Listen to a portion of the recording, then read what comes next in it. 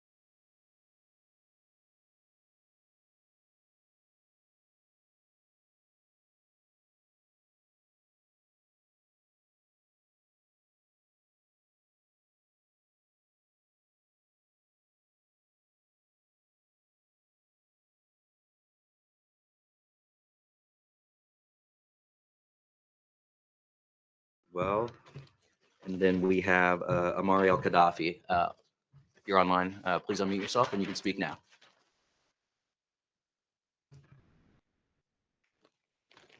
Oh, is the meeting start? It did, yes. Oh, we didn't. I didn't even hear anything. This is the first time I heard anything. Okay. Uh-oh. Problem. Are I you, didn't even hear the citizen comment period announced or anything, so I wasn't even ready. I didn't know that. I must have missed something. no Um, problem. Are you prepared to speak now? yeah, yeah. I don't know if the audio wasn't working or something, but I didn't hear it. All right. All right, Yeah. fantastic. The floor is yours. Thank you. Okay. Thank you. This is Omari Al Qaddafi. I'm a senior community organizer at Legal Aid Justice Center in the Housing and Consumer Justice Program.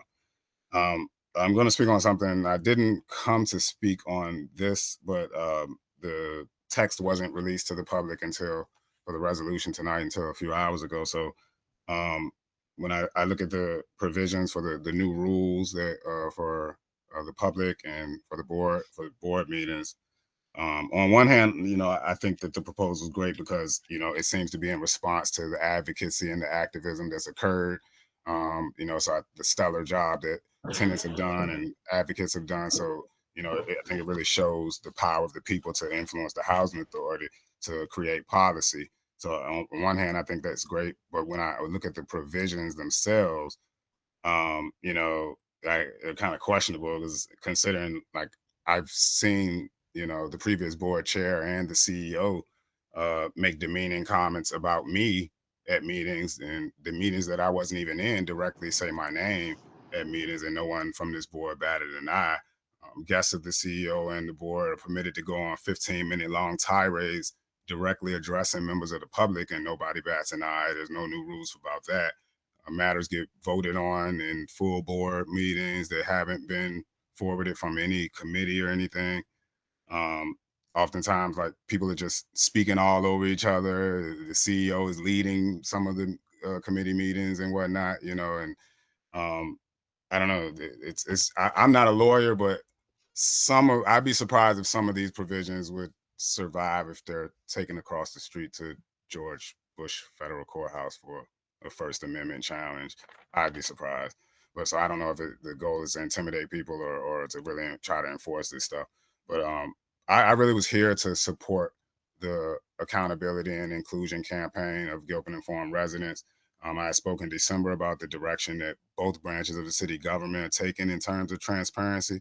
And we'd like to see, I want to reiterate the call that we made in December was for the board to start publishing the meeting recordings and the minutes and the materials online so that the public can see it, like even before the meeting or, you know, even after the meeting.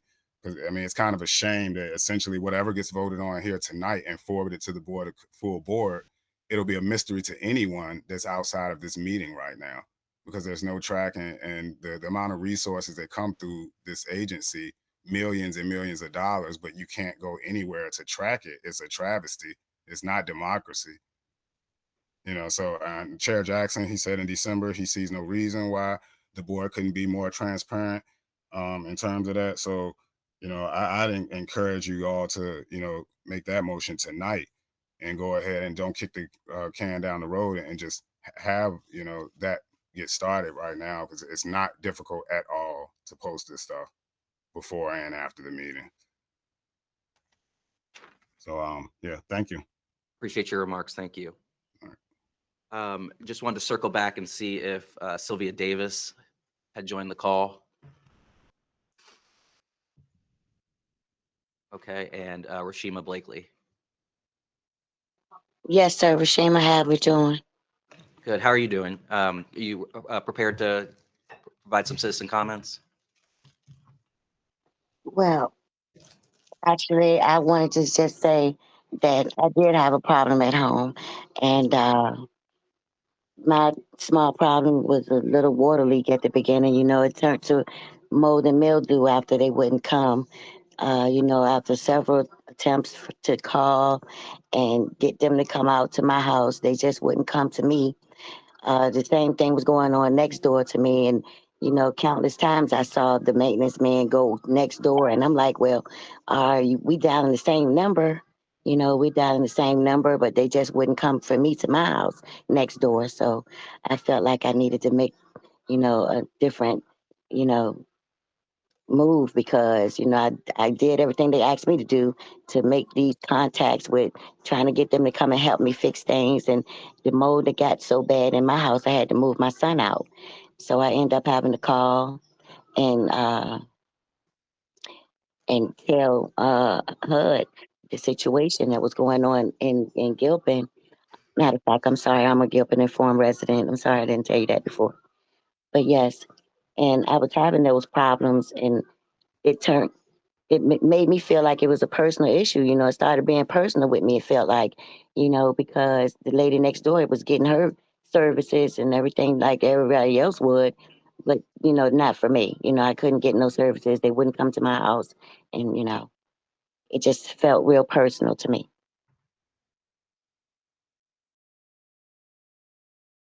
Thank you so much for sharing that. Your concerns have been voiced and heard here in this committee room, and the CEO is here. And if you have any comment, you want to. Yeah. Thank you, Mr. Chair. If you can give us your information. Well, I want to be able to follow up. Do we have the ability? We have it. Okay, I didn't hear what you said. I'm sorry. She She's did. on- Okay, When great. she signed up to speak, we should have it, but we also have her first and last name, so we can look in our records. Okay, and thank you. locate her. Yes. We will definitely follow up with your comment, and thank you very much for providing that. Thank you. That concludes the citizen comment period. We will move to the approval of the September 10th, 2025 Governance Committee meeting minutes. We have a motion for approval.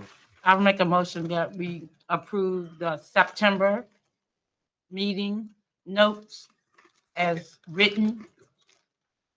Seconded by Mr. Hardiman. All in favor? Aye. Minutes are approved. All right, we are moving now to the chair updates. I have just a couple. So first, with respect to this evening's agenda, I have spoken with the chair, Mr. Jackson.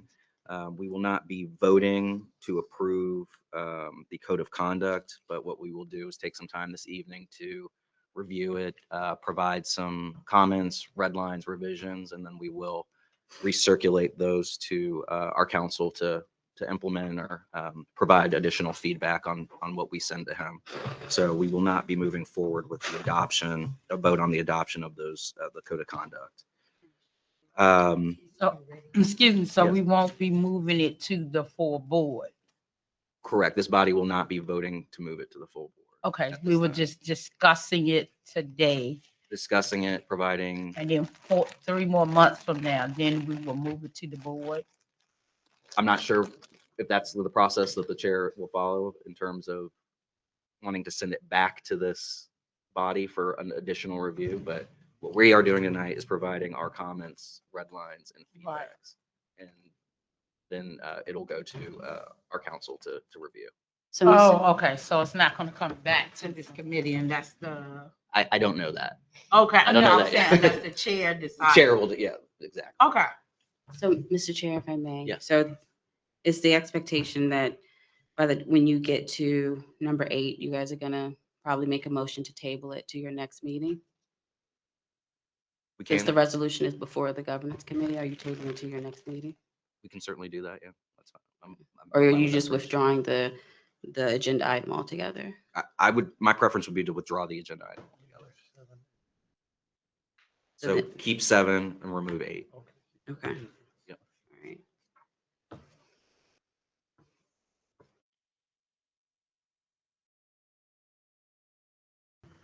All right. Next, the chair just wanted me to announce that in accordance with kind of the procedure and process that we've gone through in years past with respect to the CEO, we have our annual meeting Saturday, February 7th. And in that meeting, our full board will work on creating the CEO's 2026 goals and objectives, which this body will then use as our tool and metric to provide feedback with respect to the CEO's performance, and make sure that there is buy-in from the entire board and staff and the CEO on what we look and expect to accomplish for the year. We still must complete the CEO's 2025 evaluation, and that will be what this body does. According to the bylaws, that process is initiated in the governance committee. So in the April meeting, we will take the CEO's 2025 goals and objectives and review the CEO's performance and make a recommendation to the full board for its consideration at the April board meeting. So just wanted to let everyone know kind of what's upcoming. And I know I've spoken with Mr. Nesmith and the chair. So we're gathering the materials that we need in order to perform that evaluation.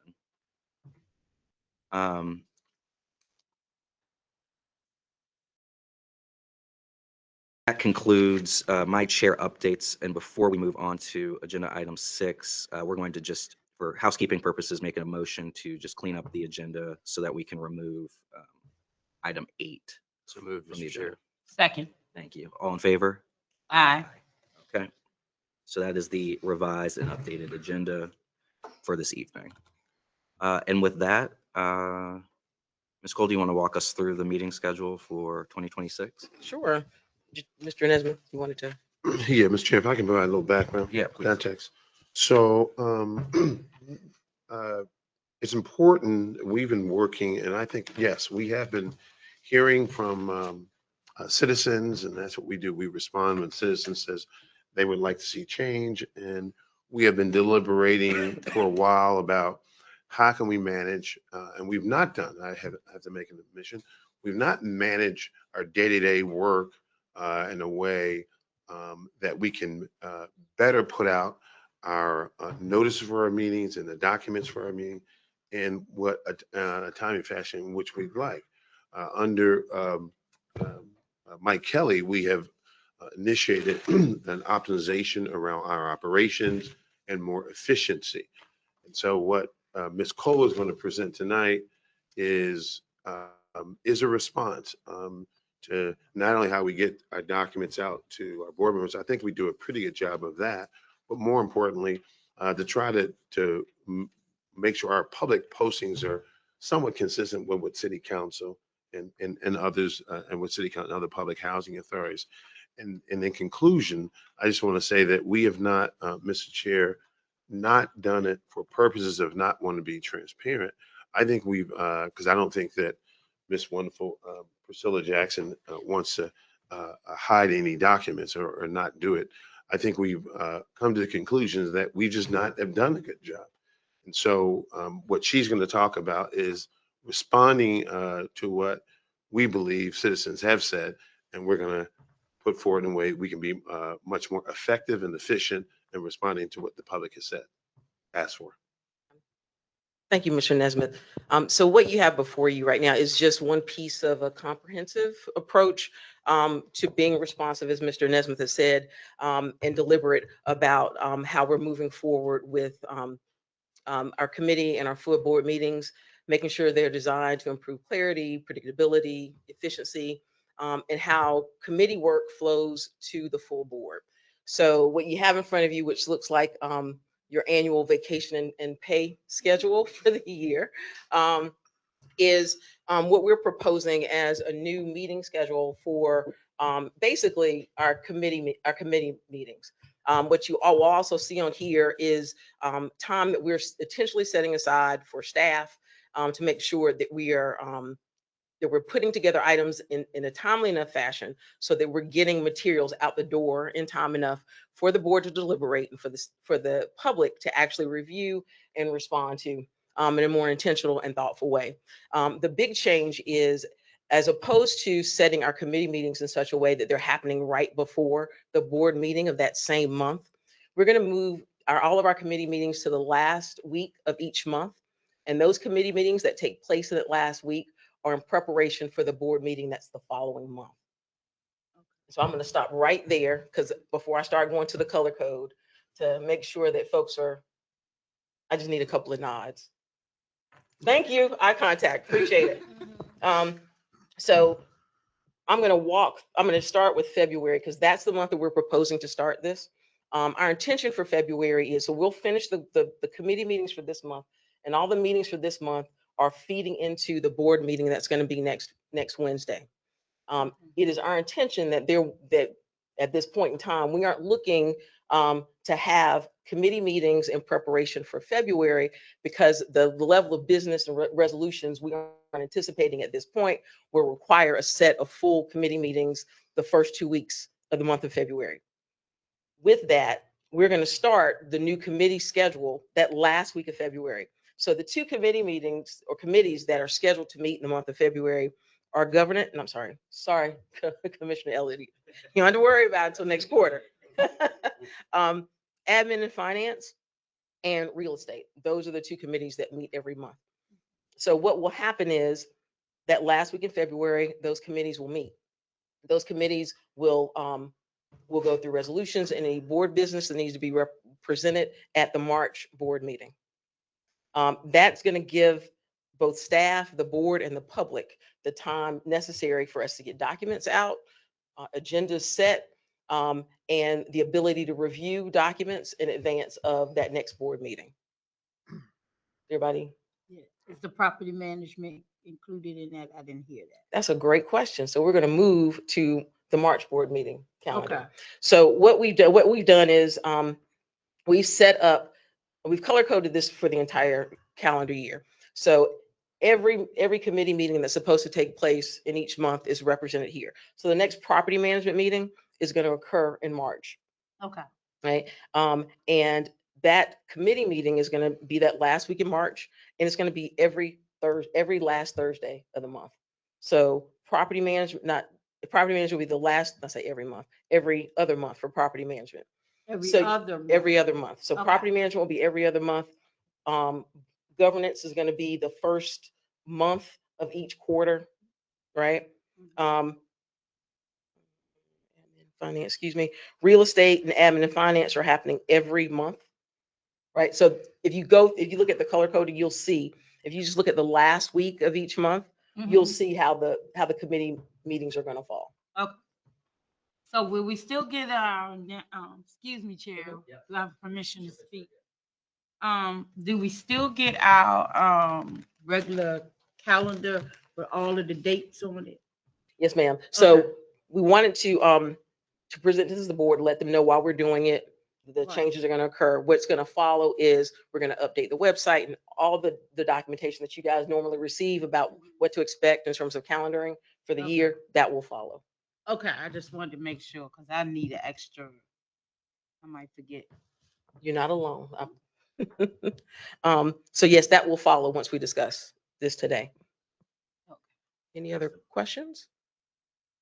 Questions? Yeah, Commissioner I Hartman. like this. I'm just, I know, and I don't want to speak for Commissioner Lewis, but I know he was trying to get to a point where we're getting financial reports for at least the most recent month. Is this going to help facilitate that? We'll just, I just want to make sure we're doing something that's going to help him reach his goal of getting those. Yes, the intention is that with that buffer that we're putting between the committee meetings and the board meeting, that any activity that needs to occur for the board that happens in the committee, there'll be plenty of time to do that. What's not here is our commitment to start putting out agendas at least 3 business days in advance, all board documents at least 3 business days in advance. And I say business days, no later than the Friday before the Board of Commissioners meeting. And as it relates to the committee meetings, we have an out goal of a week, but we'll say 3 business days as well. Again, making sure we understand that the work of the board is serious. You guys are looking at multi-million-dollar contracts. You're looking at policies that affect people's livelihoods and their lives. We take that very seriously.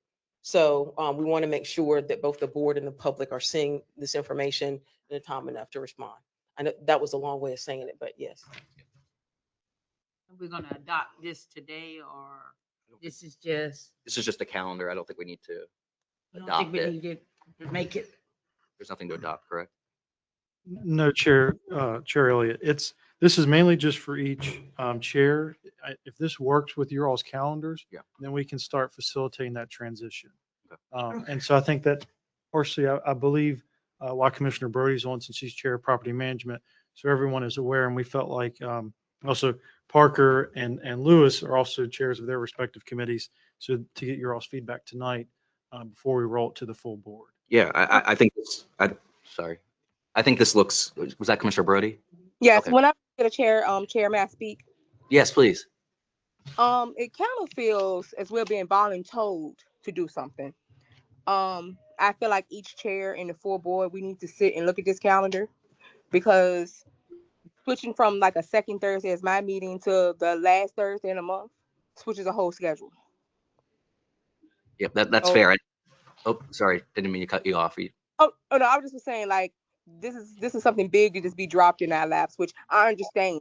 I completely understand the reason why, and I respect the reason why, but I do think we as a board need to come to make sure that this schedule, because you're asking us to change the schedule, because we got the schedule of meetings back in November, December for 26. So now you asking us to change a schedule mid planning for the old schedule. Yep, thank you. I mean, before you said that, I was about to say, I was assuming this is subject to, Yeah. Board chairs can obviously reach out, can, if there's conflicts, they can have conversations with staff about finding another date that works for them. I think it's supposed to be aspirational in terms of setting a timeline and expectations for when documents and things will go out. But I don't think this calendar is designed to usurp authority from the respective chairs on setting meetings or calling special meetings or any of that. Is that accurate? No, you're exactly right, Commissioner Elliott. And part of it too, I will say, because for February, we only have 2 committee meetings that are scheduled to meet anyways. We were looking at, the hypothetical was based off of that transition in February, just because we only had two. It gets harder once, like in July, for instance, you have all four meeting, trying to do that change in the middle of that. But no, this calendar is completely subject to each chair's approval. Obviously, the full board meeting isn't changing, so right, we would need everyone's consent and approval to do that. Yeah. So Perfect. Yeah, and that's we don't have anything to vote on. We're not approving this calendar, but I think it's trying to lay out what a ideal format might look like for 2026. As I was looking at it, I'm already looking at April, and I'm like, 22nd doesn't work for me. We probably need to move that to the 29th if that works. So we can discuss that another time, but I'll reach out and have that conversation. Any other comments or questions about the calendar? Mr. Chair, if I may. Yes, Mr. Jackson. Yeah, and I concur with your sentiment, as do I with Commissioner Brody, and likewise any and all of the consideration that my colleagues will have. This is my first opportunity at seeing this calendar, and I do understand the reasons as to why this being suggested, but I think he summed it up very accurately, that this is a suggestive idea, and everyone is to look at that. I'm not a committee chair, so obviously the decision is yours, and we'll work to make certain that it works for everyone. The staff in preparation for our meeting so that we can run efficiently, as well as being considerate of the board chairs and the board members' time as they would have to move around to meet these obligations.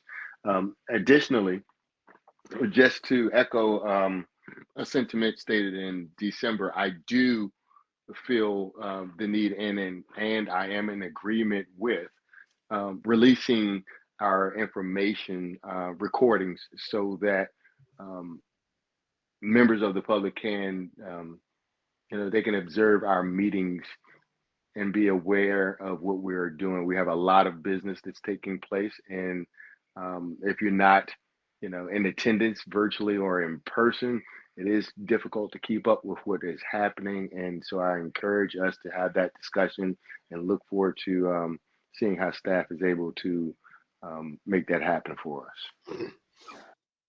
Mr. Chair, if I Thank you. may. Yes. So, Chair Jackson, to your point, we have had as part of this, I would say, intense deliberations internally to come up with this schedule here.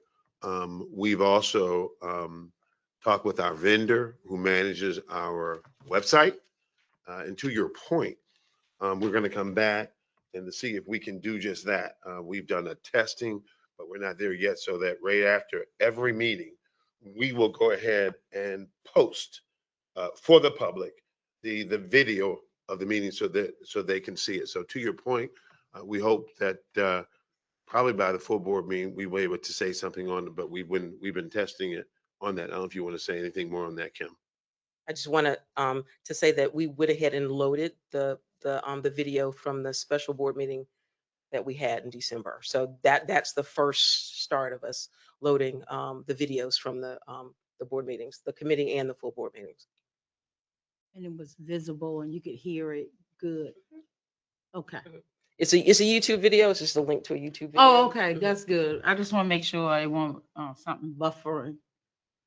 I think that might depend on the connection you might have, but it's working fine from where I've tried it out at. 5G. Yes, ma'am. Okay. Any other comments, questions? All right, thank you.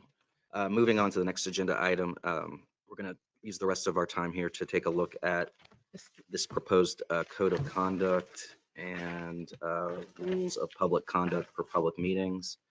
I hadn't seen the public meeting code of conduct prior to this, so that'll be a first time looking at it for me. I've had an opportunity to look at the code of conduct for commissioners before. I don't know if it was your plan to walk us through it, Patrick, and just kind of hit each one and kind of comment and review as we go. I'm certainly willing to do it that way if that's what you want, if that's the best approach. I'll say just before I open it up to any just preliminary questions from the commissioners, I had just asked when I first saw it, just for clarification on one, whether this was being created pursuant to some kind of either compliance or regulatory requirement from HUD or some other entity, or if this was just something, an internal document that we were creating for ourselves.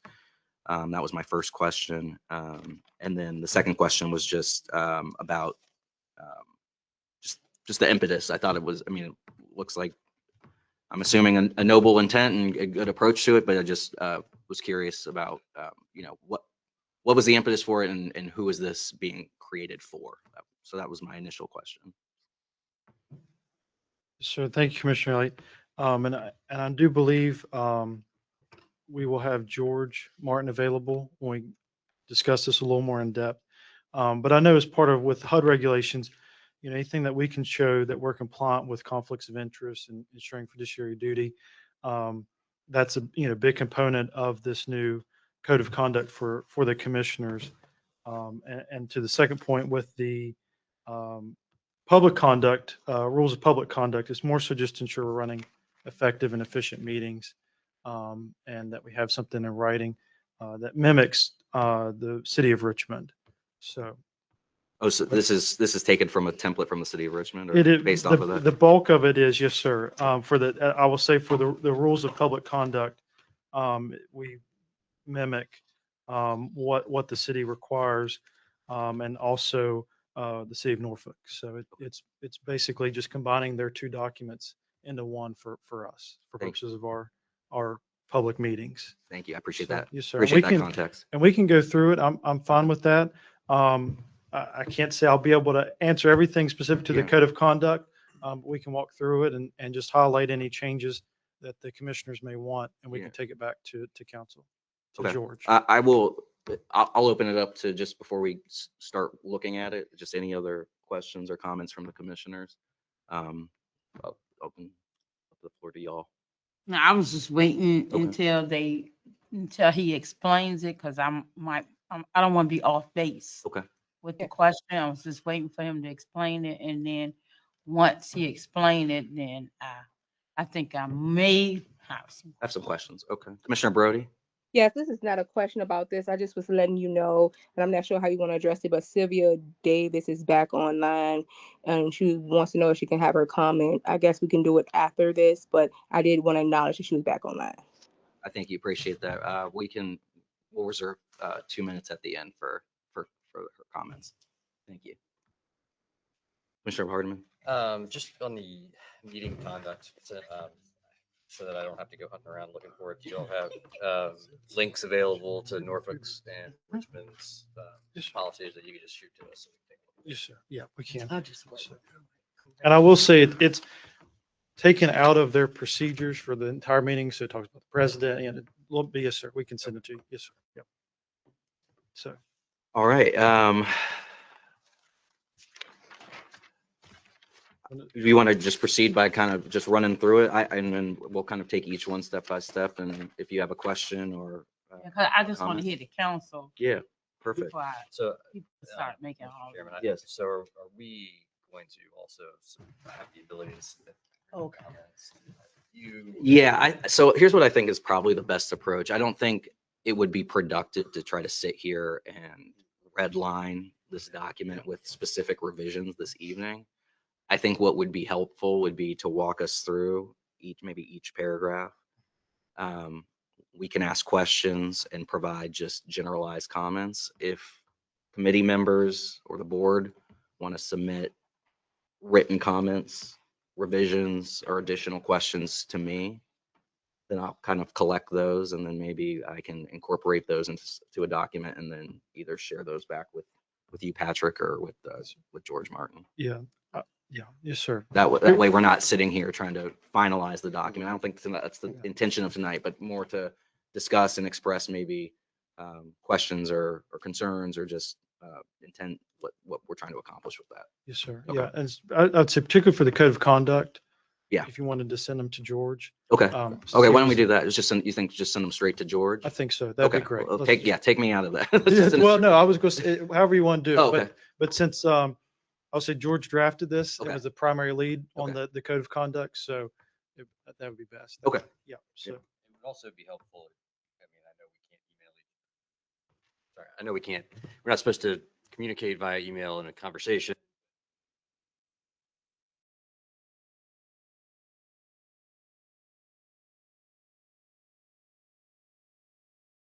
When is the deadline? Because I'm gonna have mine to you soon. I, I don't want to, is Commissioner Jackson still on? Okay. I don't want to misspeak. I think we discussed that this wasn't necessarily something that was urgent, but still something that we want to get a resolution on. Is that accurate? So if, Yes, sir. okay, so this doesn't need to be done before our next board meeting, for example. Okay, I like to have some Yeah. kind of frame, because I don't want to be sending mine and y'all Yeah. already compiled it. And Yeah, and if this is coming back to this I want mine to committee be in with April, I everybody don't know if that's the else's. plan, but let's just work from the assumption that you've got a little bit of time to We provide. go some move. comments. Okay, that's good. And I will say, Commissioner Elliott, too, for the code of conduct, again, I'm happy to go through it, but again, I'm not fully Yeah, aware of all the provisions, so I don't want to directly speak for them without George here. Yeah. So if we want to wait, and again, depending on how the chair wants to move with it, wait till April, and we can have I'm willing. George available then and have a more robust conversation. okay, But the public code of conduct, we can go through that tonight. okay. I've reviewed the code of conduct for commissioners and I have some comments, so I'm happy. I mean, we can go through that, and I understand you didn't draft it, so Yeah. you're not, yeah, so, but we can state those and discuss them Okay, amongst ourselves, and Mhm. and then we can get those enshrined into some kind of document and send it to George.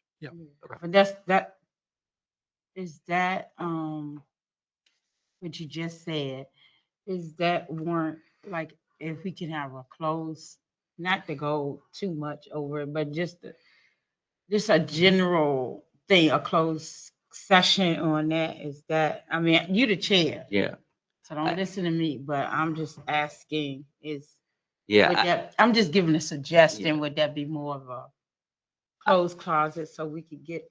I think This document needs to be I done. don't think this, unless I'm mistaken, I don't think this necessarily qualifies for a closed session discussion. And I don't know I can't remember all the FOIA requirements for a closed session, but I don't know that this falls under one.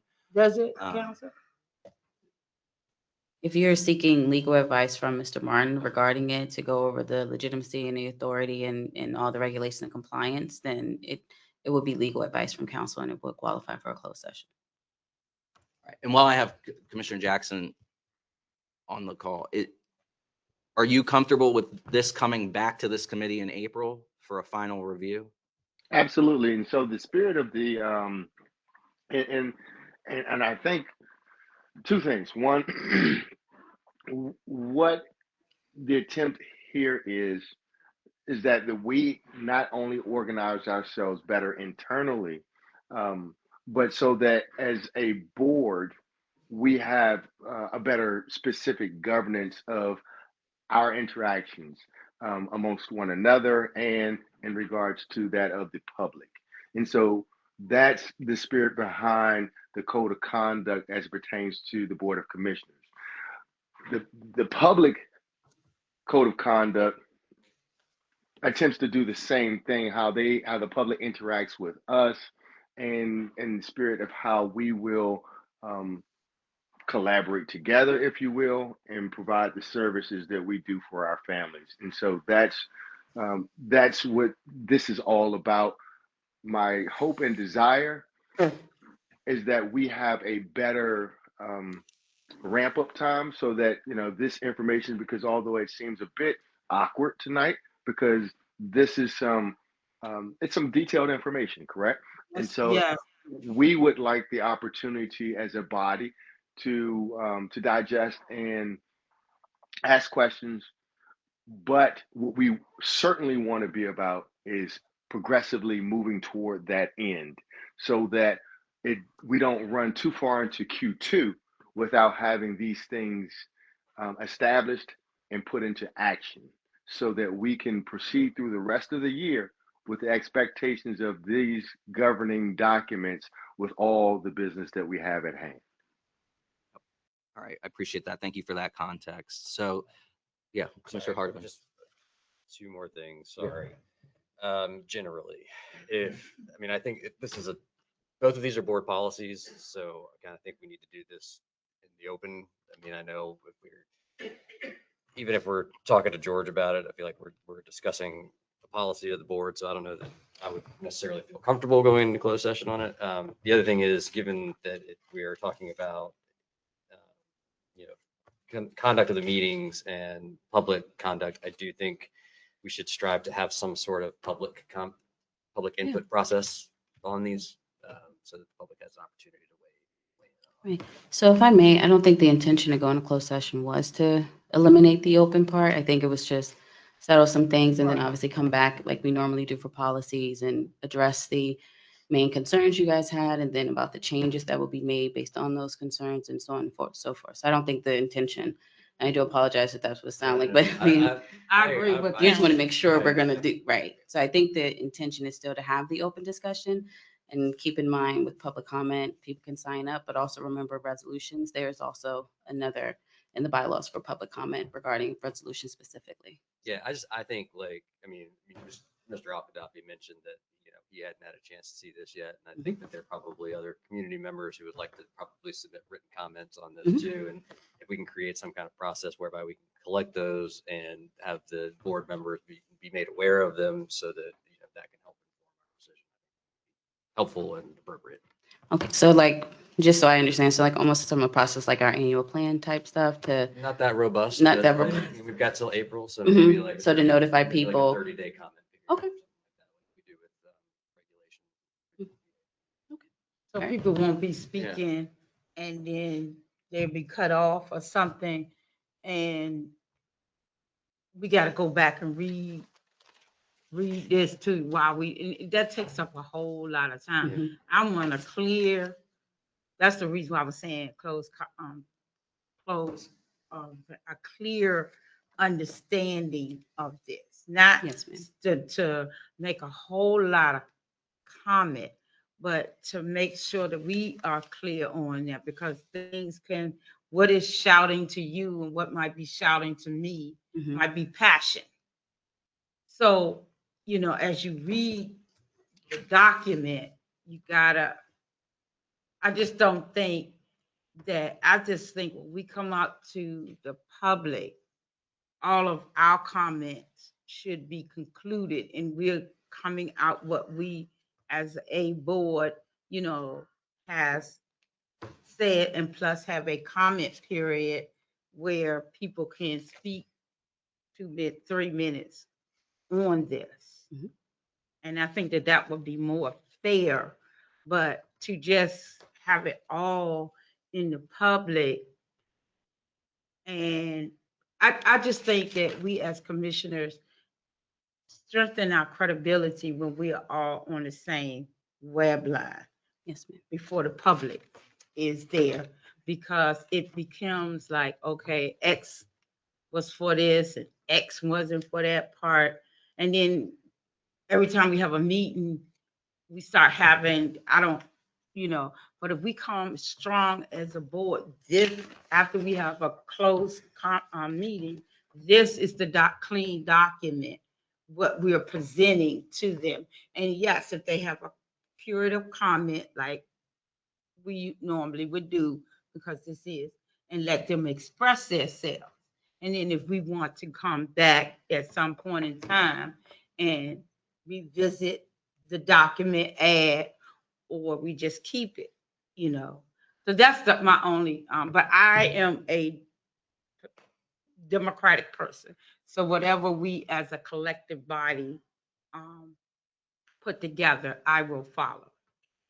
Commissioner Elliott, if I may, for the committee to consider, since we know that this will go to the committee in April, we have enough time, I think we could probably do a special notice for the governance committee 30 days out, if you all agree to that. And say on there that that the public can provide written feedback or written comments to these materials. We'll have them posted on the website and also be able to afford the opportunity to speak to it at the governance committee in April. Okay. So I think we could commit to doing that 30 days agree. out. Okay. If Um, everybody else, if that would be Satisfy okay. Your public. I notice want to hear comment. what Yeah, everybody I mean, else. I would, I would just say if we can maybe move the public comment period or the written comment period up more than 30 days out, it can be a 30-day public comment period, but that way you have time to get it, compile it, and then we can see it before the meeting. Yes, sir. Okay. So we'll All right, do- so let's working backwards. So like we can notice it tomorrow.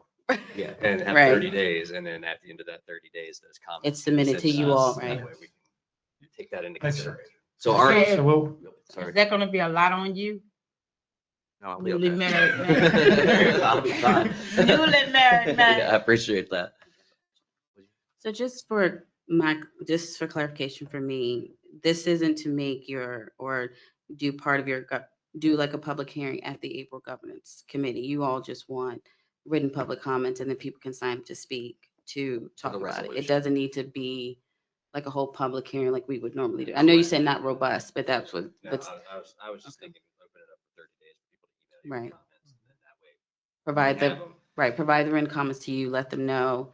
They can speak during the public comment period, but also probably make that one of the first things as after the call to order. Okay. Amen. So it sounds like through this process, we may not have a finalized code of conduct for the April meeting. Or we might, or is that the objective, is to present after opening it up for public comment, commissioners providing their written comments as well, that we'll get that to George Martin with sufficient time to produce a finalized, revised code of conduct to present to the board in April, to the governance committee in April, with a resolution approving or denying for elevation to the full board. Is that right? That is the goal. Okay, all right. Yes, sir. Perfect. So I will leave the timeline. I would just suggest working backwards from the date we're going to have that meeting. So I know we currently have it as the 22nd. I'm proposing maybe the 29th, if that works for everyone. I'm gonna be there. Maybe allowing 30 days from the close of the public comment period, between the close of the public comment period and our April meeting, so that everything that the public submits can be compiled and reviewed and provided to George, and that should hopefully give him enough time to incorporate that feedback prior to the April meeting, Yes, as well as from the commissioners, and then for the April meeting, produce to us a revised or finalized version. And part of suggestion two, do we want to make it to where the deadline for submission of the public comments is on the 15th?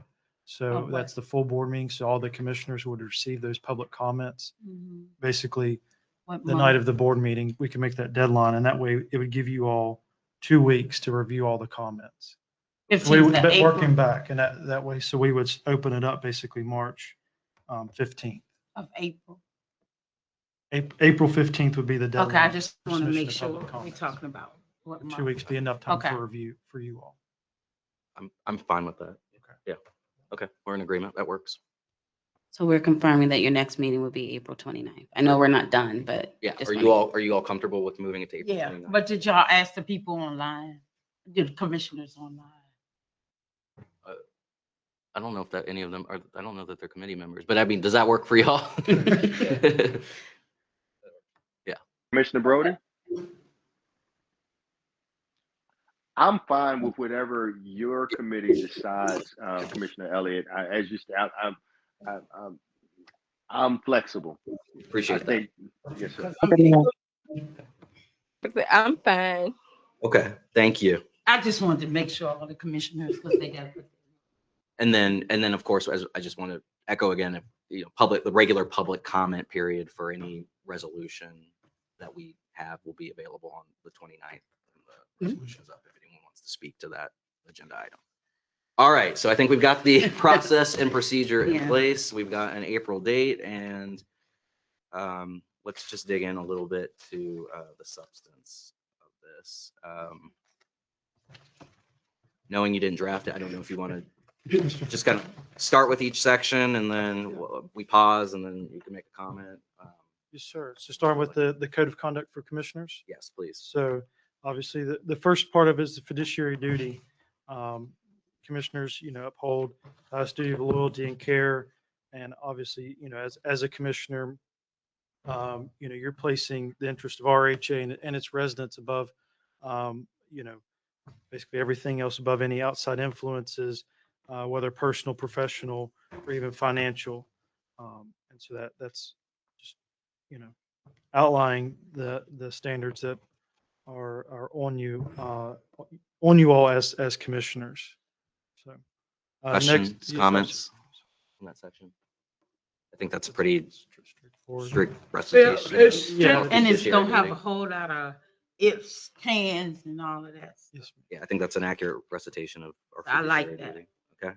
The second one, again, and this one's straightforward as well, conflict of interest. As commissioners, you have to avoid any conflicts when voting on matters, or if there is a conflict, you have to disclose them to the appropriate personnel or abstain from voting. And that's pretty straightforward and standard for really any commission or government appointed commission. So I think you any need to break questions? that down. What do you all consider conflict? So it would basically be under the same standards that HUD sets under the regulations or the state. What, Or- So if you have an example, if a contract is coming up and the business, you maybe have some dealings with that business, then you may have a potential conflict. So you Okay. can't fully evaluate their proposal without a potential bias on awarding or not awarding that contract Okay. or real estate deal. I'm thinking more procurement, but there could be other instances where you don't feel you can adequately vote without a potential bias based on the relationship you have with the person coming before you Okay. as a commissioner or to the board, I should say. Thank you. Any I just want to be questions, clear comments? on the conflict. My only comment here is that HUD's conflict of interest laws are significantly stricter than Virginia's are. And I know that we can do a conflicts check with HUD, then they will let us know whether or not it's an acceptable conflict or not. So I think that we're going to have this, then that should be part of it, that those conflicts should be cleared through HUD. Yes, sir. We can do. Okay. Okay. That's a good suggestion. All right, number 3. Number 3, role of the chair. And I'll say this is just, I know that this is pulled from the bylaw specifically, that the chair of the board shall be the official spokesperson for the board. And just reminding commissioners to respect that role of the chair, particularly around external communications and delegating any inquiries of the media to the chair, unless he specifically authorizes you to make that statement. So, and again, I'm from memory that I believe that is pulled directly from the bylaws. I have some comments on this, but I'll open it up to the other commissioners first. I mean, I think, it's similar to what's in the bylaws, but I think it significantly broadens restrictions. And I mean, any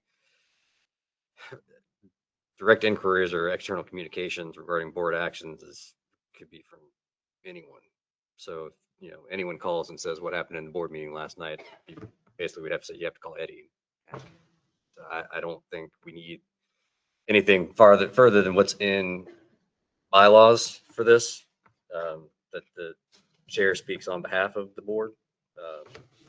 But this pretty much prohibits any of us from talking to anyone outside of the organization. Yeah, I agree with that. I'm not able to pull up the bylaws at the moment. It does broaden what's articulated in the bylaws. The board, I think the bylaws specifically say the board chair is, the spokesperson. I don't know if that's the words that's used, but it officially states the official position of the board. But as Mr. Hardman pointed out, I think that this significantly curtails the speech of individual commissioners who are not necessarily speaking as a board, but in their individual capacities as board members or even just members of the public. And I think that this would create, I think it conflicts with the bylaws, and I think it adds additional authority to the board chair that doesn't exist in the bylaws. So I had just underlined essentially everything after commissioners shall respect this role and direct inquiries or external communications regarding board actions, decisions, or policies through the chair unless otherwise authorized. And I thought that language all needs to be retooled, if not eliminated. I would just say recite what's in the bylaws if that's what we're gonna do. That's what I think. Or the bylaws need to be amended, but I don't think this would be the. I think it should be straight and just follow the bylaws and just follow the bylaws. So. And additionally, it says role of the chair, but there are additional roles of the chair Yeah, that was gonna say, this is so, that are outlined in the bylaws. yeah, because the chair do a whole lot more than this.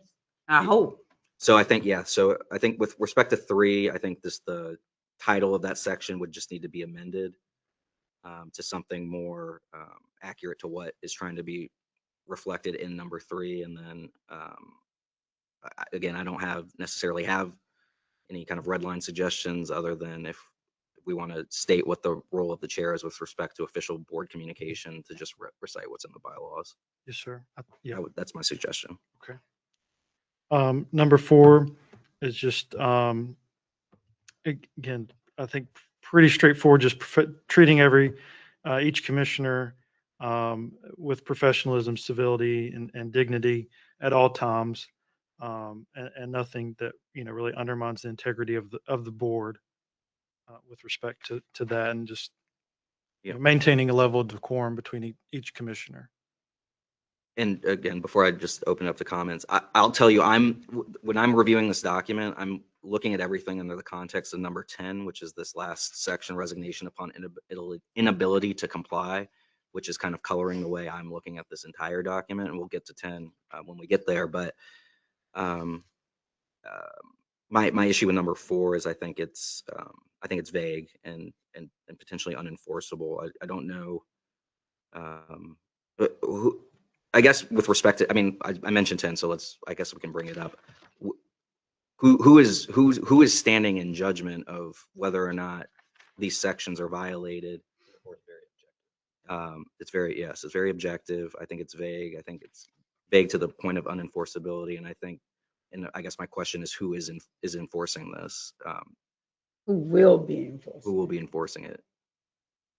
I don't know if you know the answer to that, but that was one of the first questions I had when I read this document. Was I wasn't sure who enforcement and determination lied with in making calls about whether compliance with these occurred.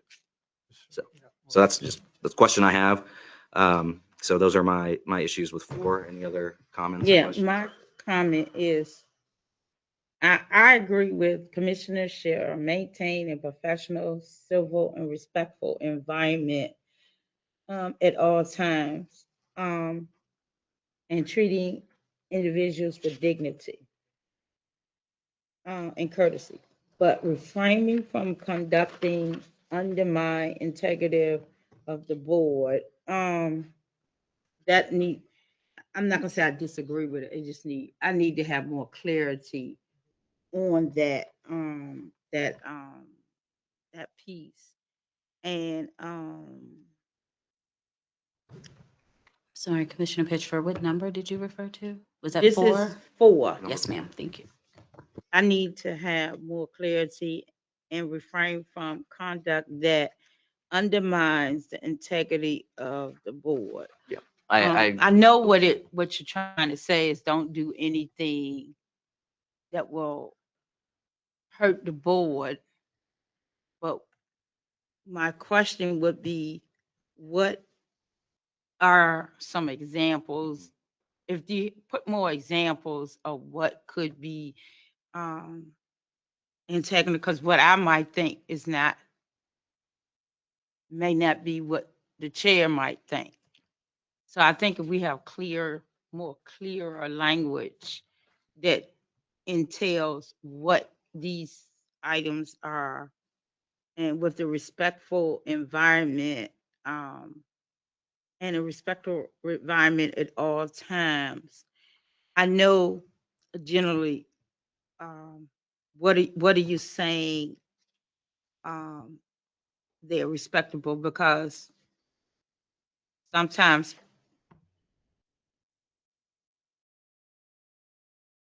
somebody might feel an individual is not being respectable of them as a board leader or CEO.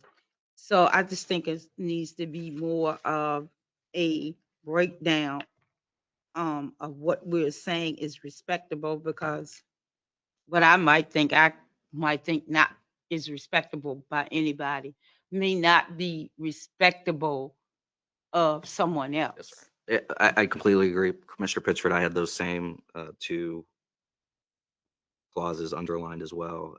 I think it's a very nice sentiment. I think Yeah. it's expressing a sentiment that I think we all share, but I think I just when it's don't, tied to right. certain completely subjective interpretation, and potentially, depending on how 10 is interpreted as a I just don't want to get forcing in compelling he say, commi- she say. yeah, forcing a commissioner Every time we compelled to come to resign. somebody, every time we come to a meeting, somebody's gonna feel Yeah. that they weren't respectable in a retirement. And then we gotta take up all, and that's what hurt us as a board long time ago before you came in here, because things were being brought up right before we came in. We took too much time to deal with that Yeah. as a part of getting business done.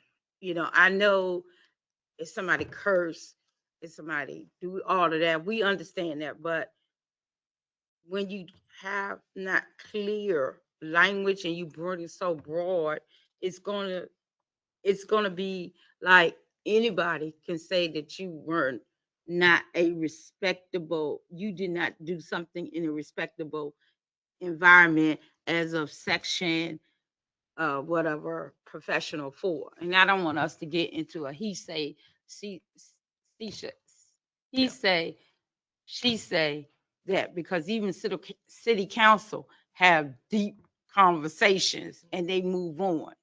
But I do know we do need some structure and we do need some order. Not saying that, but not so general language that we spend half of the meeting in public addressing that. Okay. Thank you, Commissioner Pittsford. I echo your sentiments. Any other comments for number 4?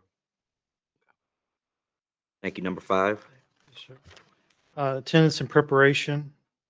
So Commissioner shall attend all meetings unless excused by the chair for good cause. Shall be fully prepared. Mr. Hardeman. Questions? I mean, I don't think this is necessary because Me- we are governed by persistent absenteeism rules by state code and city ordinance, which, state how frequently we're supposed to. And I know Ms. Jackson sends out, emails or calls us before each meeting to check to see if we're going to be there. And I usually try to let her know what's going on. But to me, this sounds like if I was going to miss this meeting, I would have had to call Kyle and say, hey, my kid's got to play tonight. Can I miss the meeting? I think we're adults and professionals and don't need to do that. And hopefully with the change in the meeting structure that Ms. Cole has talked about, that will allow us to be more prepared in advance. Because that way we won't find ourselves doing research in the middle of a meeting for something that we've just seen for the first time. Yes, sir. I agree with that. Commissioner Pittsford. Yeah, my take on this is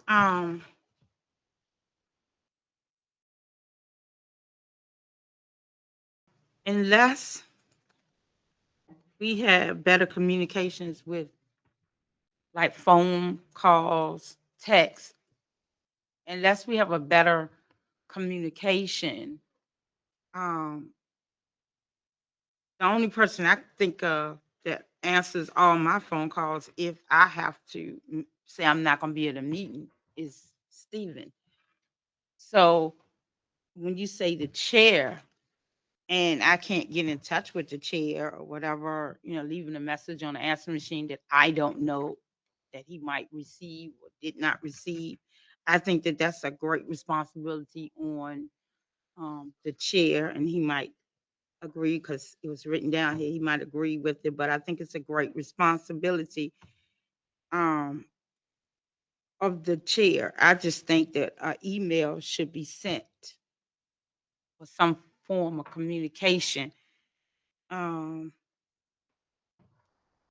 um, to Ms. Jackson, and she can format it out, whether or because I wouldn't even want to put this on Steve.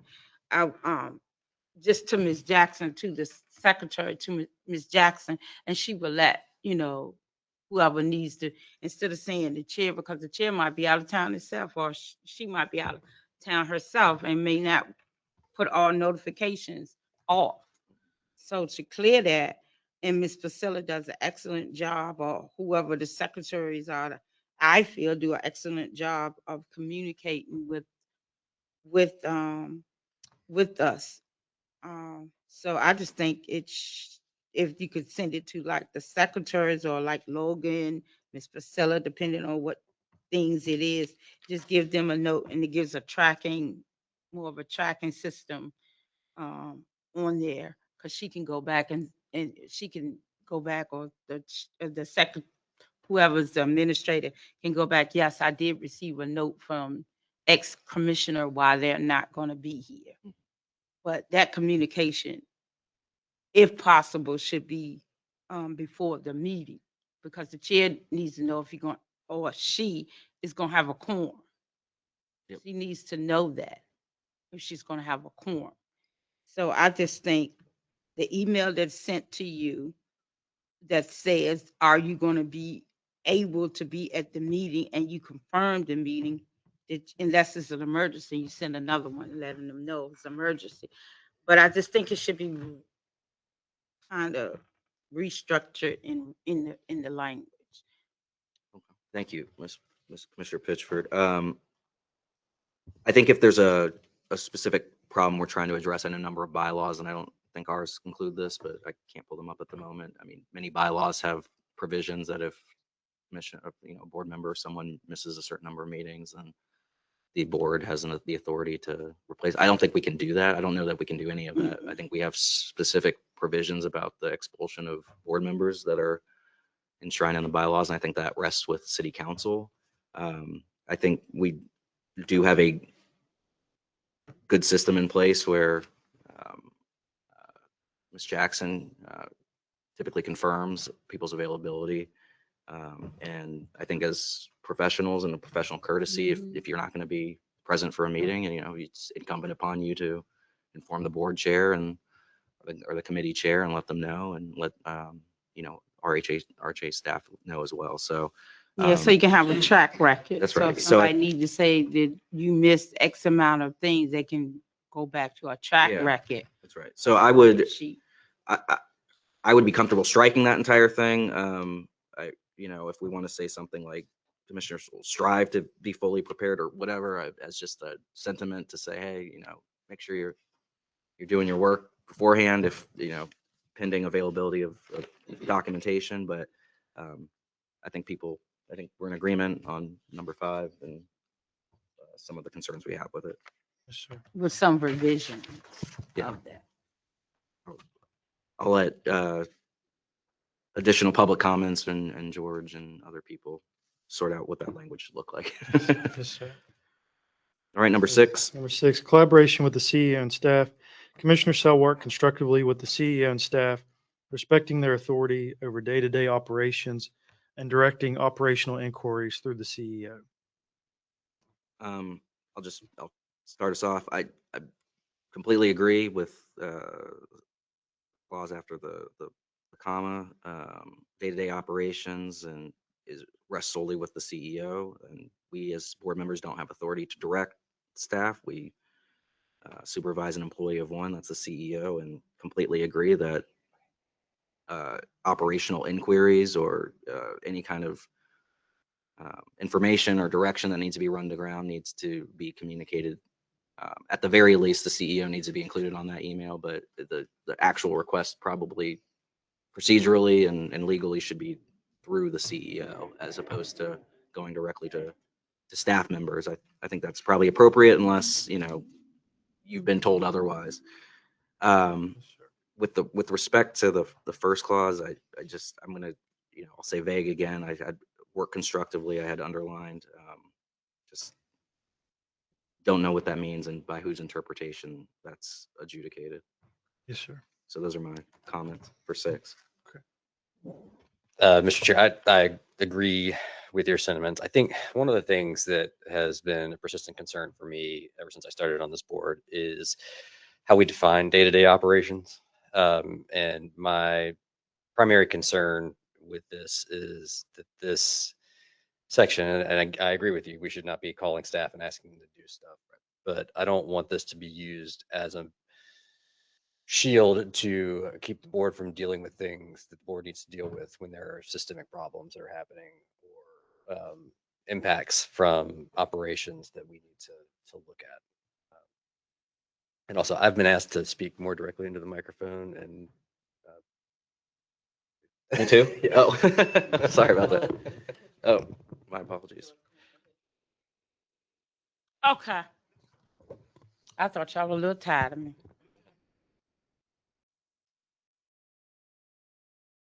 Mr. Pitcher, any additional comments? on No, 6? I really think that we should direct it. And the only reason I'm saying that because I do get a call back. Now, when I start getting a call back, then from the CEO, nothing starts to come back, then I will renege what I just said.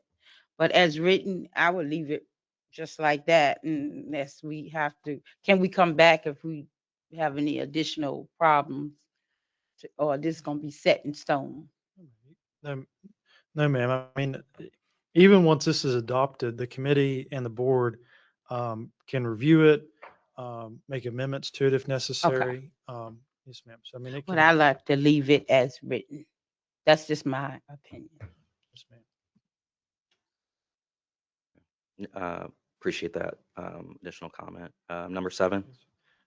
Compliance with laws and ethical standards. Commissioners shall comply with all applicable laws, HUD requirements, and RRHA policies and bylaws, and avoid actions that compromise RRHA's legal standing or public trust. Comments, questions? No, I just think it should be just like it's written on that one because we have to do this. It's not a debate.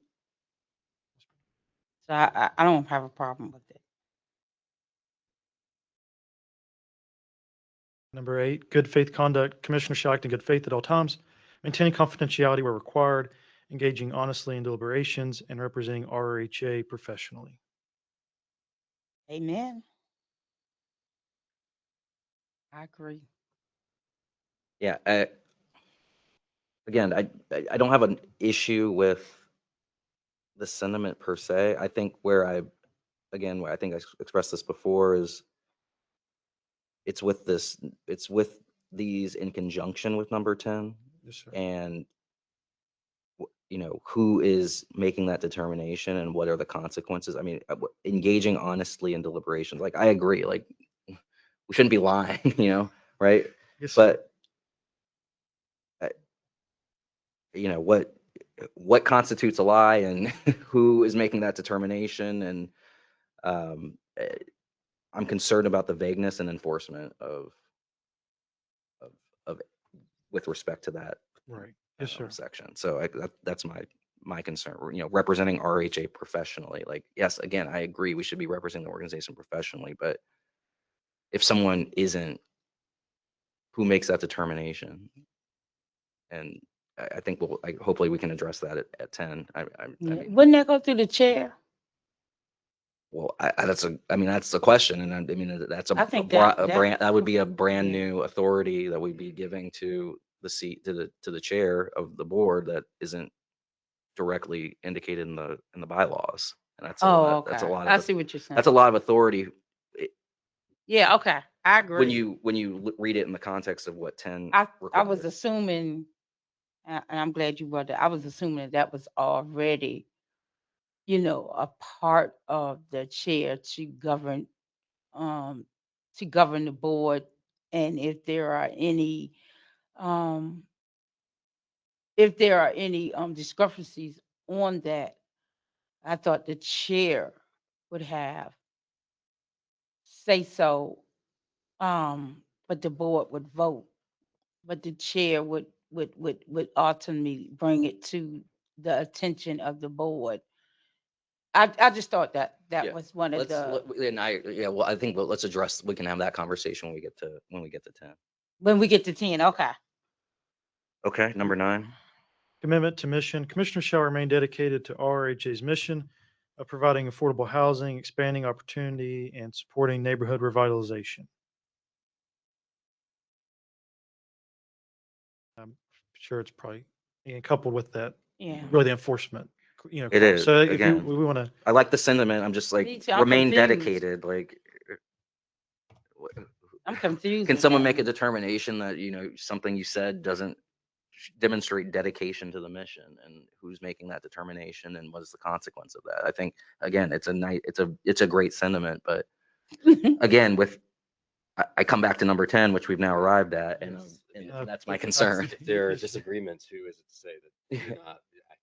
Right, exactly. just, So here we are. We've arrived at number 10. yeah. We need to, we need to add a So- parliamentarian to this committee.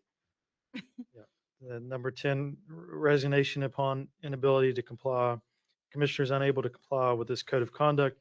He or she shall immediately submit a resignation to the chair. So, yep. So, and I raised this when I first saw the document, and Yeah, I that's think getting rid Mr. of Martin people. got my comments, so he should already have this one. But who makes this determination? And it's unclear to me. Is it saying if it's determined by whomever makes the determination that a commissioner didn't comply, that they are then compelling them to submit their resignation? Because to me, that's problematic, because Mm-hmm. there's only one authority that has the ability to remove commissioners from this board, and that's the city council. So I don't think this board has any authority to compel the resignation. And what's the due process if that's the case? We're going to have a hearing on whether or not there was a policy that was violated, and then we're going to pass sentence on forcing and compelling a resignation. Procedurally, I have problems with this. I don't know how it works. Right. I like the sentiment of a lot of things in here, but when put in conjunction with number 10, I don't know who's making this determination, and I don't think this document can compel the resignation of a commissioner. So that to me is my primary concern with this document. My sentiments are too, and also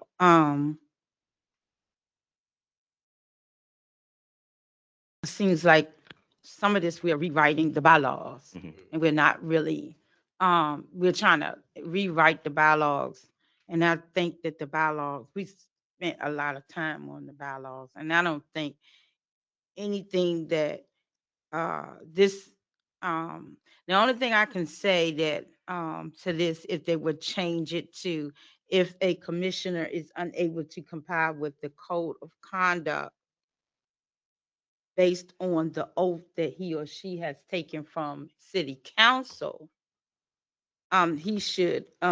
we should like send a letter to city council rather than send a letter to city council and let them determine based on the findings of the board, and let them determine whether the person should should resign. Yeah, Not telling somebody I automatically. appreciate that comment. I would be reluctant to create any kind of new or additional procedure that isn't already Right. outlined in either 'Cause the we spent a bylaws long or time on them city bylaws. code or wherever else. And I think there is a very clear and already legally implemented process for the removal of commissioners. It articulates, I think, 3 very specific reasons for the removal of a commissioner. There's due process involved. Mhm. And that process is, I think, outlined in, I think it's the city code, if I'm not mistaken, And with the city of and in Richmond, state law. if you do anything wrong, Yeah. surely it's gonna be brought to, Yeah. and So, it's gonna be dealt with. so here's where I am, just as this, and I've stated this before, as this document currently stands, I could not vote for it. I think 10 would certainly need to be removed. I like the sentiment of a lot of, like, the spirit of many of these. I think I've expressed where I thought some of the language was vague, or too subjective. So, you know, I don't, I would need to see, I would need to evaluate a new revised document to determine whether I would vote for it or not. But 10 to me is very problematic, and some of the subjective and vague language I've outlined is also problematic. So And can we that's where have I a am. copy of the bylaws? Mhm. Email. They're, I yeah, don't they're want no available. They're also handwritten available email, because online. I got a good printer now. They're available online too. Those are what we voted on. Yeah, the voted on bylaws are online. There's a previous version. Okay, I can print them out. Any other comments? I mean, my feeling, I'm along the same lines. I don't think we really even need this for the things that are not objective, they are actually governed by by state code, HUD regulation, and city ordinance. I don't think we need to restate them to in a Yeah, more just say the conduct, code of in a more conduct vague way to directed to the ensure bylaw. compliance. I mean, city council just passed a new ordinance with a new conflict of interest form that we allow, which is fine. I'm happy to do it, but I don't think I don't think this does much other than muddy the waters. Yeah, it just, to me, it just lines up a picky situation that somebody can use to Yeah, I would get need, rid of somebody that they don't agree with. yeah, I would need to know more about what the problem is that this document is trying to solve, because I agree with Commissioner Hardeman. I mean, there's no point in preparing a document that just restates the law that already exists, the conflict of interest policies, the fiduciary duties and things of that nature. That's all already enshrined in law, and that all governs us already. So a restatement in a less legally comprehensive way, I don't think is effective.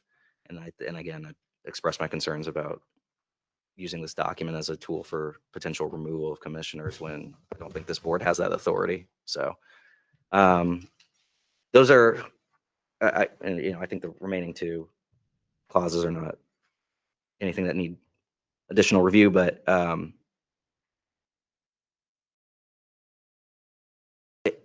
happy to follow the procedure we've outlined, allowing to open this up for public, seeing what revised document comes out of it. But I will say I'm expressing my skepticism about the need for this document. But if I'm informed on what we're intending to do that isn't already done in state code or city code or HUD regulations, then I'm happy to hear those additional comments when we revisit this in April.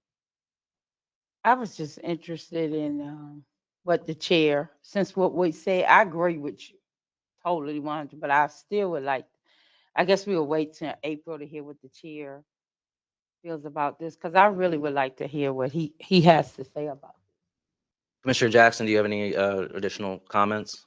Yeah, I have no concern with well, I have no problem with sharing my viewpoint. Okay. And I would want each commissioner to have an open perspective and not be made to feel as if we're looking at a dictatorship, because our chairperson our chairpersons are only seated for 2-year terms. And so whatever we would come about would be instituted by chairs from here on out. I think there has been a concern that while there are bylaws that we are adhering to, they've been in, they've been loosely governed. If we can have a working document And these 10 items were not crafted by your chairperson. This was crafted by our legal representation. And I am desiring that we would have a collaborative effort while we do, yes, have bylaws. Um, I'm interested in having a perspective from the full board and seeing what the public has to say. And if at the end nothing comes of it, we continue to move forward. But if anything, we are more conscious about our fiduciary duties, and hopefully that we're working in a collaborative effort to move the ball forward. It is not in an intention to put anyone off the board. We have a solid team. And if at the end, we're all just reminded of the fact that we have an obligation to behave professionally and represent those families that we serve to the best of our abilities, so be it. So I would advise and caution not to look at it as a dictator's document, but one where we are held to a higher standard, more so than we have in the past 6 months. And that's my only comment. Whatever we decide as a body, I am completely fine with that. This document does not give any one of us any additional leverage. That is an ulterior motive. My desire is that we work together with these or any restrictions or boundaries, close to our chest and operate as best as we can. Thank you, Mr. Jackson. I appreciate that additional context and insight. And just so I'm clear, when I'm speaking of, at least when I was speaking and saying things like this gives additional authority to the chair or this or that, expands scope and responsibilities not enshrined in the bylaws, that I'm speaking generally for the position of chair too. Just so I'm not speaking like of you, Eddie Jackson, the chair. I'm speaking just as the role of the chair. So just wanted to make sure that also that was clear. That wasn't trying to imply you were trying to create a dictatorship or anything like that. No, I completely understand. I just Yeah. wanted to put that out there because we've been in we've been in a climate where it's been heated. As I look back in the last 2 or 3 months, actually I feel like since October of last year, we've moved in a progressive manner. And so while this may come as more of a speed bump, maybe it's not necessary. Maybe just to have some public dialogue to see how they view us also would be very interesting as well. But I feel as if we're about our business and we have enough business that we can move forward and and govern ourselves accordingly. All right. Thank you. Yeah, I just have one. Yep, please, last Commissioner comment. Pittsford. Yeah, when I was, because that's why I wanted to hear from the chair, perspective of it. I mean, that's why I want to hear from Eddie's perspective of it, because my question would be, who would be, just like we say, who would be saying this? Because with what some of the rhetoric we've been dealing with, if a person was to come up and comment and say X amount of person is not doing um um number 4, who how would the board address it? I mean, because I have known a lot of pickiness, whether people want to accept it or not, a lot of pickiness on the board. And that's why to me, I don't want to create anything that board members would be scared to comment, because they got to look, this could be used against them. And I know you said we got this and we got that, but I just don't want us to be, other than our bylaws that we have already worked like 3 months on, and we've got them solid. Now we got to take to this. I just think it's too much. I think it's too much. I think we should stick with the bylaws, because half of this can be litigated in court. And we don't want people to have to go to court to stay on the board. And I just think that we should stick to our bylaws. If we have any problems with any commissioner, we should go and close, if we're closed corner, so we won't be bogged down with someone coming every meeting with any of this up, and we find out it's not true. And I just don't want, that's how our old board ran. Every 5 minutes, people were coming up. We couldn't even hardly, and you can correct me if I'm wrong, Hardeman, we hardly could get any business done. We saw what our agendas were going to be about, but when we came, it was something else to defer us. We had to spend a whole half to a couple of meetings not getting anything done. And I want year 2026 that we get stuff done. We're moving on to whatever we need to move on. And some of this in here is good. I'm not going to say it's not, but I don't want additional things to be put on commissioners, because we're going to have new commissioners coming in. And they're going to look at and they might be younger. They're going to be looking at the code of conduct. Then they're going to be looking at the bylaw. Then we got to spend all this time trying to go back over this when we can just go by what we got, because we spent enough time on those bylaws. It wasn't like something we just threw together. And I think we should stick with what our bylaws are, because the bottom line is, when we were in our training, they said all of us are equal. Only thing that the chair represented what the board voted for, and signing of documents on behalf of because we're like trustees. But I don't want us to be locked into all of this, and then we get ourselves, our council, well, we got an email for conflict of interest. We got an email for role of the chair. We got all of these emails. Then we got to spend a whole lot of time on that. We got such a little window about some things that need to be going forward. And we know if any of us commit a crime, any of us do something with Richmond, you can't do nothing in the dark that will not come to the light. Even if it's patched up a little bit, it's coming to the light, because we are so close knitted. We got cousins, we got other people that know us past the thing, that don't mind telling somebody about us. So, and if it's the truth, then we should do it.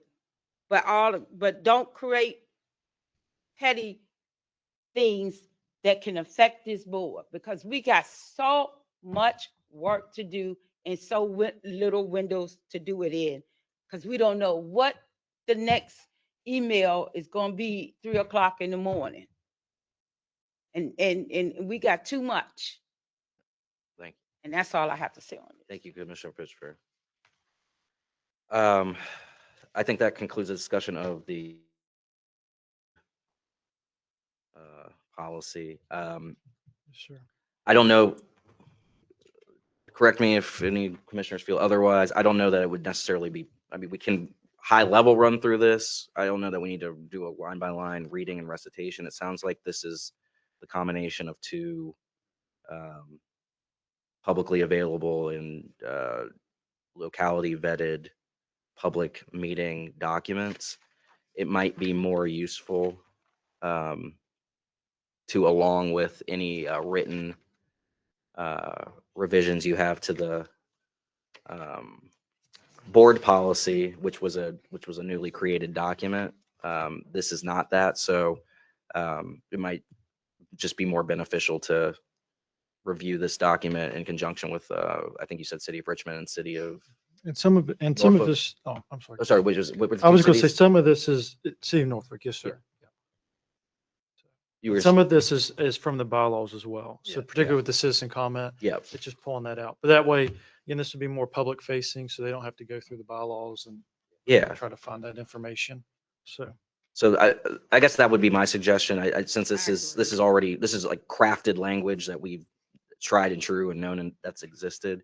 I think we could put that out there. I don't know if that was, did you intend to want to have this go out with the public Yeah, comment as well? Just I'm the whole actually more document? interested in hearing the public's Yeah. comments on this one. Yeah. And then on the code of conduct, but if I could just make a couple. Yeah, please. General and then one specific. I mean, I do, looks very consistent with what I've seen with the city and what's within our own bylaws. And I think that's fine. I think the most important thing about this is how we enforce it. And that's just, going back years ago, knowing that, people got thrown out of meetings that probably shouldn't have been thrown out of meetings. And before I was even on the board, just watching what was going on. Because I mean, honestly,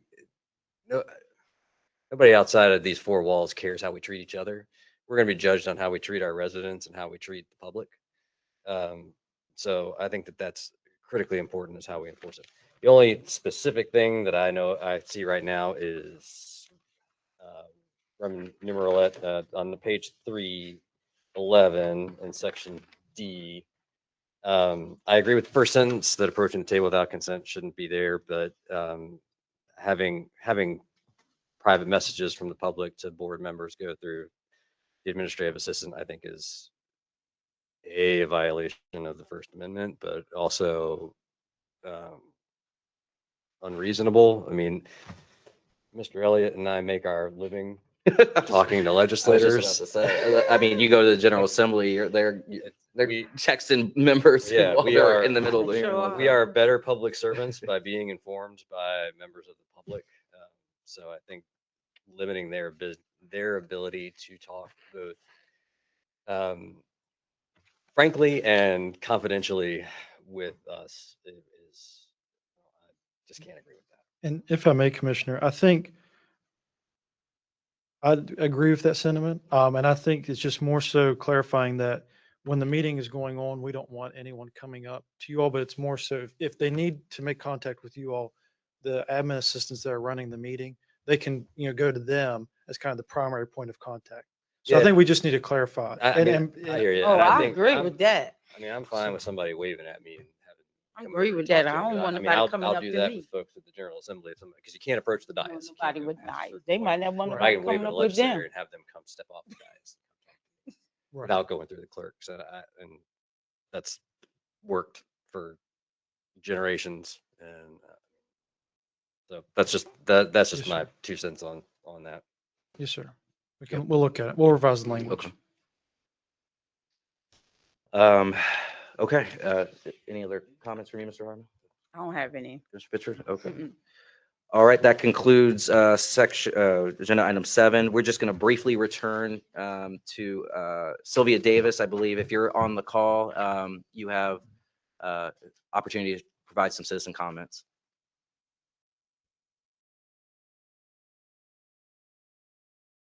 Okay, it looks like.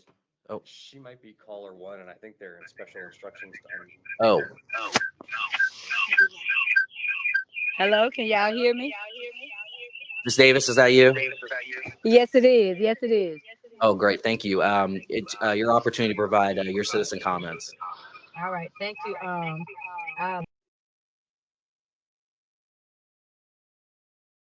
We had an echo. Sorry, you've been muted, Ms. Davis. I think she was trying to get off. Of No, I wasn't trying. I was trying. Let me see if I could use our Gifford Informed Resident page.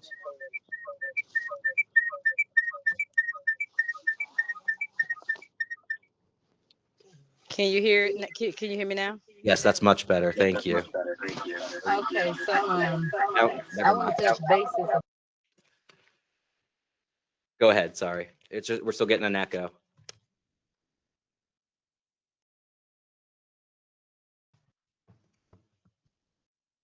Ms. Davis, are you there? You're muted. Go to you. Hello. Yes, that's better. Go ahead. Hello. Yes, can you hear us? That's much better. You can go ahead and provide your citizen comments. Okay, Mr. Elliott. Yes. Okay, this is Miss Sylvia Davis, and I'm sorry about the technical difficulties. I tried to get on, but I couldn't.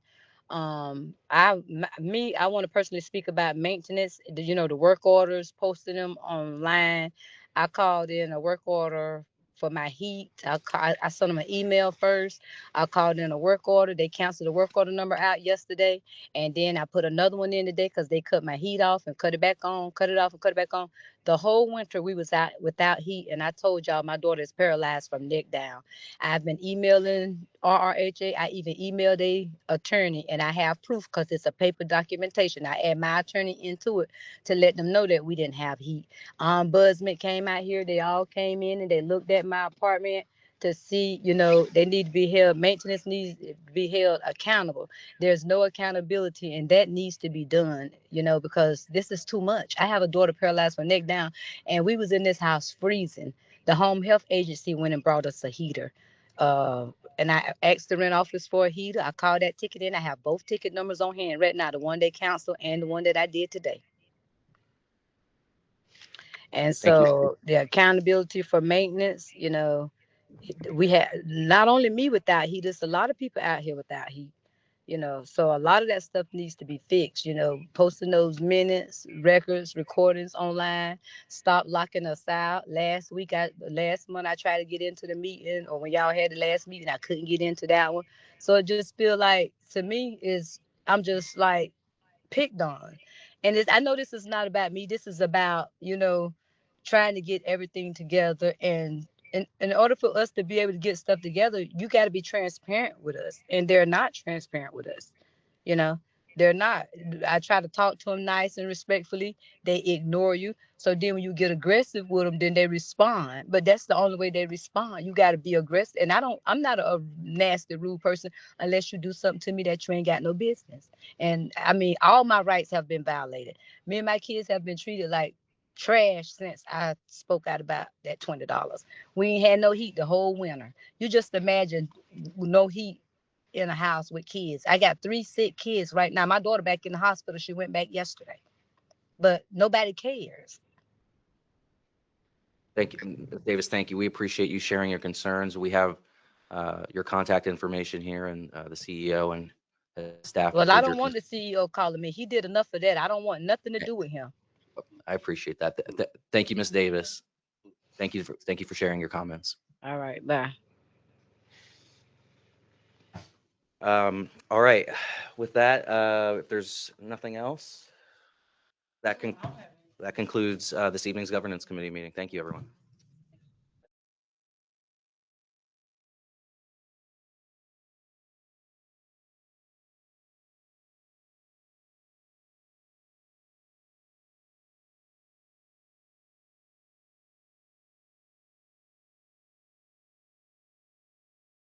I think they gone.